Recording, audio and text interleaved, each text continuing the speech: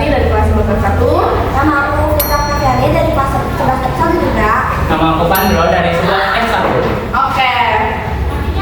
Semoga kalian semua yang nonton podcast kita ini dalam keadaan sehat nih, bahagia, juga tetap semangat menjalani aktivitas hari-harinya nih. Nah, di episode podcast kali ini kita nih bakal membahas salah satu sejarah penting di Indonesia yang pastinya sangat menarik untuk dipelajari, sangat edukatif dan sangat menarik banget nih buat kalian tonton, yaitu tentang Perang Diponegoro atau yang dikenal juga dengan Perang Jawa, teman-teman. Betul banget tuh Fania. Perang Diponegoro ini merupakan salah satu perlawanan terbesar rakyat Indonesia terhadap penjajahan Belanda pada masa kolonial. Jadi, walaupun peristiwa ini terjadi sudah sangat lama, tepatnya pada tahun 1825 sampai 1830, tapi perjuangan semangat dari perang ini masih sangat penting untuk kita pelajari sampai sekarang. Ya, Nah, benar sekali. Selain menjadi perang besar, Perang Diponegoro juga menunjukkan bagaimana Indonesia pada masa itu berusaha mempertahankan tanah air, kehormatan dan hak mereka dari tindakan penjajah Belanda yang sangat merugikan rakyat. Nah, supaya lebih jelas kita langsung saja masuk Ayo. Nah, sekarang kita bakal masuk ke latar belakang atau poin penting juga nih di salah satu Perang Diponegoro ini. Simak ya teman-teman. Iya, teman-teman. Penyebab pertamanya itu teman-teman ada yang tahu nggak? Apa tuh? Nah, jadi penyebab utamanya itu yang pertama karena Belanda itu terlalu banyak ikut campur dalam urusan kerajaan Yogyakarta. Jadi mereka itu tidak hanya mengawasi kerajaan, tapi juga ikut menentukan gitu pengangkatan pejabat kerajaan dan mengatur pemerintahan dari lingkungan keraton. Jadi mereka itu banyak campur tangan, campur aduk, campur semuanya kayak campur. seperti kerajaan punya mereka gitu. Iya, makanya jangan suka ikut campur ya teman-teman. Apalagi ikut campur urusan orang. Iya. Jadi akibat campur tangan tersebut, kekuasaan kerajaan menjadi semakin lemah. Banyak keputusan penting kerajaan justru dipengaruhi oleh Belanda. Selain itu, Belanda juga sering memanfaatkan perpecahan di dalam kerajaan untuk memperoleh keuntungan dan memperkuat kekuasaan mereka sendiri di wilayah Yogyakarta. Jadi memanfaatkan perpecahan itu gak baik. Ya, memanfaatkan perpecahan itu sangat-sangat munafik. Ya benar dicoba ya. Selanjutnya apa sih Kak Fitri? Keadaan ini juga membuat Pangeran Diponegoro merasa sangat prihatin dan kecewa. Iya sih. Menurut beliau, kerajaan yang seharusnya memiliki kebebasan untuk mengatur wilayah sendiri malah dikendalikan oleh pihak asing dan pihak Belanda. Oh iya. Karena Gelar Diponegoro mulai menentang kebijakan Belanda yang dianggap merusak kehormatan kerajaan dan menyelesaikan rakyat. Iya. Jadi mereka tuh udah mulai mentang Iya. ya. Yang sekarang Tapi udah apa bentuk kayak terpisah gitu loh. Betul. Nah, selain latar belakang dari campur tangan Belanda dalam kerajaan Yogyakarta ini, teman-teman, jadi penyebab lainnya itu adanya pajak yang sangat memberatkan rakyat. Jadi kayak misalnya kita mau beli sesuatu, tapi benar-benar mahal banget. Iya, kayak sekarang ini ya. Iya, Belanda ini kayak menerapkan berbagai jenis pajak nih, seperti pajak tanah, hasil pertanian dan perdagangan yang jumlahnya cukup tinggi. Padahal itu kan hasil dari keringat rakyat Indonesia pada masa itu. Akibatnya juga jadi kehidupan rakyat menjadi semakin sulit ya.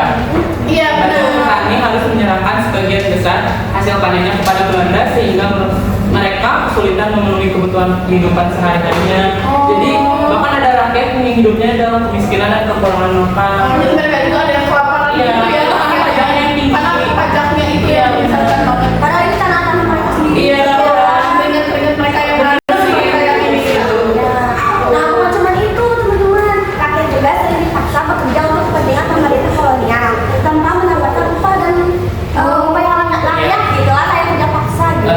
Kondisi tersebut membuat penderitaan rakyat semakin berat dan menimbulkan rasa marah terhadap penjajahan Belanda. Karena itu juga banyak rakyat akhirnya mendukung perjuangan Diponegoro untuk melawan Belanda. Jadi Kita itu juga mendukung ya? Iya, iya. Mula mereka menentang itu bakal menyerang balik itu di situ ya. Nah, ini dia poin penting di podcast kita ya. Oh iya.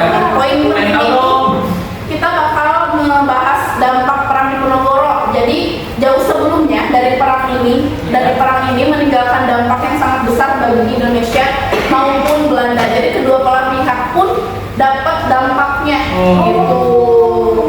Terus dampaknya tidak hanya dirasakan saat perang berlangsung juga, tetapi juga mempengaruhi kehidupan masyarakat Indonesia dalam waktu yang cukup lama. Oh jadi walaupun perangnya udah beres tuh tetap aja ya ada negatifnya, terus kayak rasa-rasa Iya.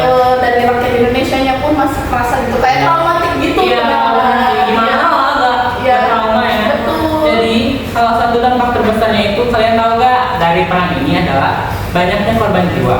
Wah. Ribuan rakyat Indonesia meninggal akibat pertempuran, penyakit, kelaparan, dan kondisi hidup yang sangat sulit selama perang berlangsung.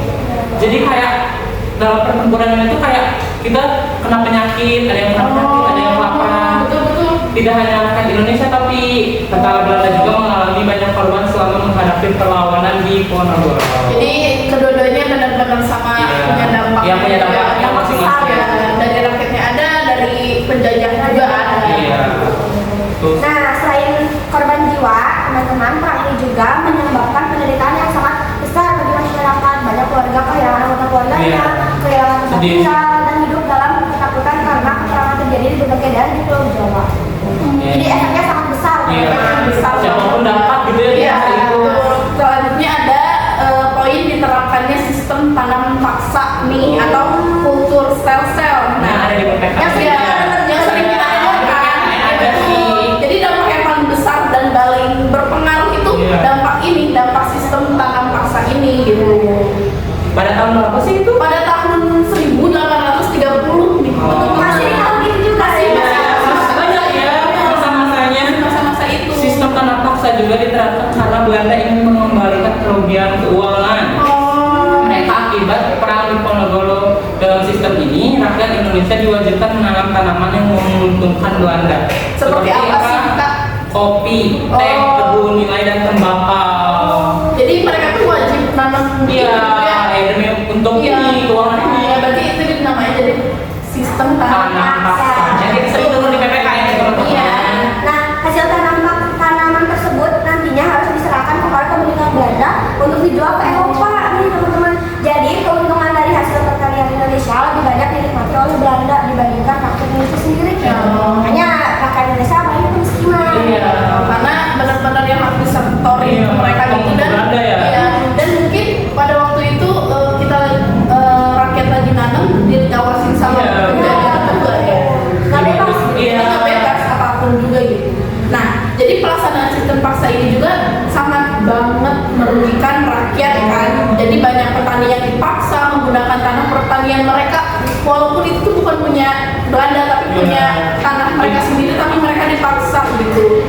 Terus jadi lahan buat pertanian mereka menanam bahan makanan menjadi berkurang kan? Iya. Benar sih. Jadi akibatnya rakyat mengalami kekurangan pangan, bahkan kelaparan di beberapa daerah teman-teman.